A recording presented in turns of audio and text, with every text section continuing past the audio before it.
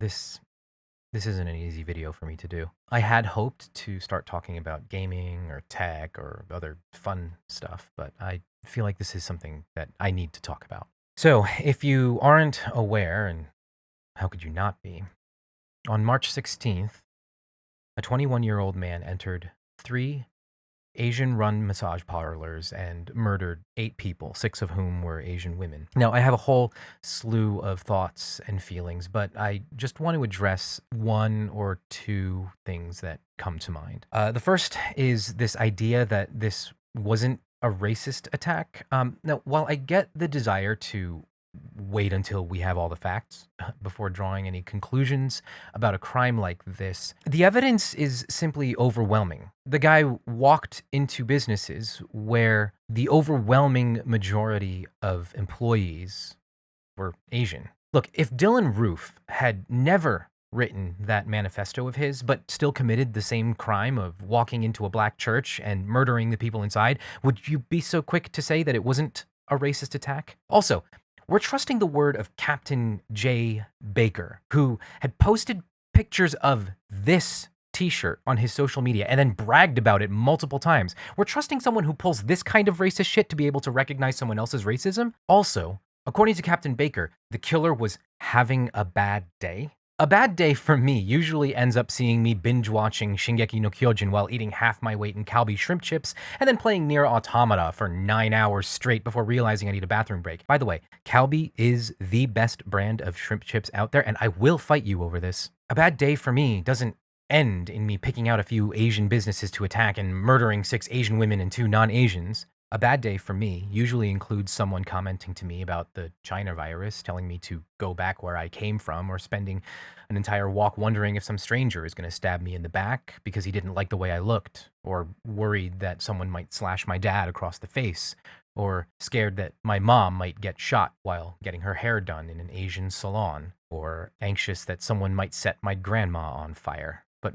my bad day doesn't end with me murdering a bunch of people. Which really makes me wonder about what constitutes a bad day for white guys. Because don't you think it's a little bit suspicious that the vast majority of mass shootings in this country are perpetrated by a white guy having what Captain Baker might call a bad day? So, about this claim that the attack wasn't racially motivated, that what motivated this guy was that he actually hated himself and his addiction to porn. Real quick though, porn addiction isn't really a thing according to the DSM-5 or ICD-11, and the idea that someone can become addicted to porn has more to do with a culture or religion pathologizing and stigmatizing the normal, healthy sexual behaviors of people because of cultural or religious biases. But let me get off that train so I don't lose sight of my point. If he were truly trying to do something about his porn addiction, why did he target Asian run massage parlors and not, say, a strip club or, I don't know, a porn shop? Here's why: Asian fetishism. And do you know where this comes from? Centuries of the exotification and sexualization of the Orient. Have you ever watched the movie You Only Live Twice? Now, as a James Bond fan, I have to say that cringeworthy is an extremely generous appraisal of that film. Now, while that movie is kind of a caricature and a glut of evidence, really, the kind of messaging in that film has existed in the Western world's ideas about Asian women for centuries. Jeff Yang threw together a great thread on Twitter, and he pointed out how these ideas are reinforced through the media, what took place during Chinese exclusion, and in case you weren't aware, Chinese people were the first group to be banned from the US back in 1882. So these attitudes about Asian people didn't just pop up when Trump and his followers started calling it the China virus or Kung flu. These ideas are manifested and further reinforced through the R&R zones around US military bases in Asia, leading to the dehumanization of Asian women and the idea that they're a commodity to be used and exploited. Have you ever heard the stereotype that Asian women are submissive, docile, and perpetually sexually available? And we think it's not racist when he targets Asian women? We're talking about someone who has so dehumanized people that he thinks of these women as objects of temptation or obstacles in the way of him gaining control over his sexual desires. Which brings me to my next thought. This terrorist is the son of a Baptist pastor. So I'm going to make a few observations as someone who spent almost 20 years inside of a Baptist cult. Evangelicals overall, and specifically Baptists, have a pretty intense obsession with sex. They love policing people's sex lives, from premarital and extramarital sex to non-hetero sex to, and here's where it gets weird, even dictating what kinds of sexual acts are appropriate and inappropriate inside of a cis-hetero marriage. While most evangelical pastors will never say any of this stuff out loud, it's not uncommon for shaming to go into high gear.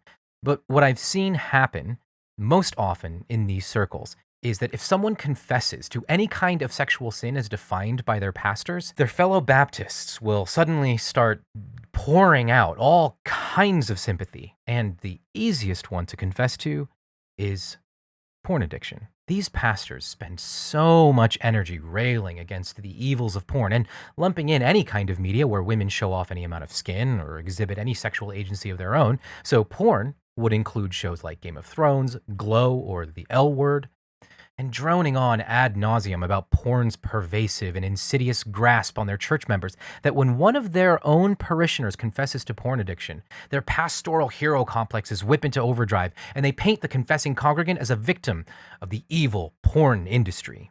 I've seen this over and over again. It's the perfect way to get out of the consequences of committing something like murder. Tell people you're addicted to porn, and voila, you're the victim now. And in fact, there's almost something applause-worthy about trying to gain control over your sexual desires.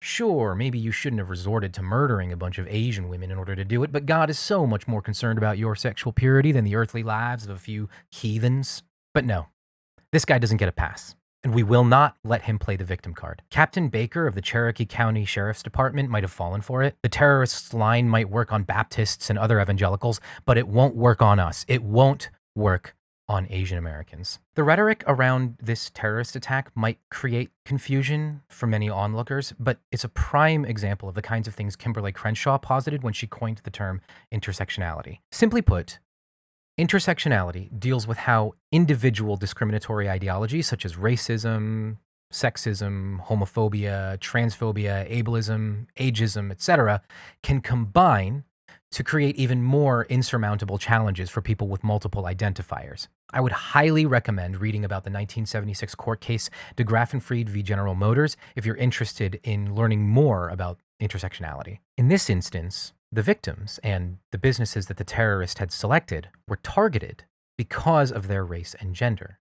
But by claiming that he killed these women because of his sexual addictions, he has dehumanized them because of their gender. Women are objects of sexual desire, and because of their race, Asian women are particularly tempting. Now, there is a third point to be made here about sex work, Asian sex workers specifically, and how the police can actually exacerbate the problem and cause irreparable damage, but I'm not informed enough to be the one to talk about it here. I will, however, point you to an article in Vice News by Anya Zolojovsky and Carter Sherman, and to a grassroots organization called Red Canary Song.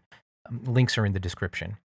Asians are under attack in this country, from Vichara Tanapakdi to Kathy Duong's mother, to Noel Quintana, and now to Delana Ashley Yaun, Xiao Jie Tan, Dao Yo Feng, and the other, as of yet unnamed, victims. We need you to notice. We need you to listen to us, and we need you to act. Please, if you see something, any racist act targeting an Asian person, go to stopaapihate.org and report it. You could be saving lives.